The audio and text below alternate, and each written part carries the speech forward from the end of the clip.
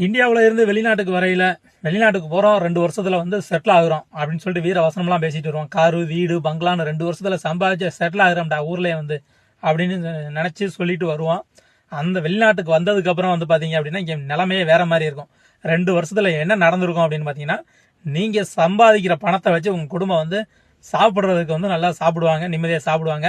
முன்னாடி ஊர்ல இருக்கையில நீங்க கஷ்டப்பட்டுக்கிறீங்க, சாப்பாடு கூட கொஞ்சம் ஒரு சில பொருட்கள் வாங்குறது இது பண்றதெல்லாம் பார்த்து பார்த்து வாங்க வேண்டியது இருக்கு, செய்ய வேண்டியது இருக்கு. அப்படின்னா வெளிநாட்டுக்கு வந்ததுக்கு அப்புறம் அந்த 2 வருஷத்துல என்ன நடந்திருக்கும் அப்படின்னா, நீங்க வர்றதுக்கு செலவு பண்ண அந்த ஒரு கடனை அடைக்கலாம், மற்றபடி உங்க ஃபேமிலி வந்து கொஞ்சம் நிம்மதியா சாப்பிட்டுக்கிட்டு இருப்பாங்க. இது மட்டும்தான் வந்து பண்ண முடியும். அதுக்கு மேல உங்களுக்கு வந்து நீங்க வெளிநாட்டுல அதுக்கு அப்புறம் நீங்க ஒர்க் பண்றீங்க அப்படின்னா, அதுக்கப்புறம் வர அமௌண்ட் தான் உங்களால சேவிங்ஸ் எதுவும் பண்ண முடியும்.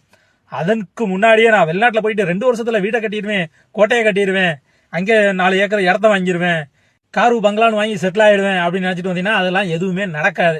முதல்ல அந்த மாதிரி கனவுக்காக வந்து நிறுத்திடுங்க. என்ன முடியுமோ அதை தான் வந்து பண்ண முடியும்.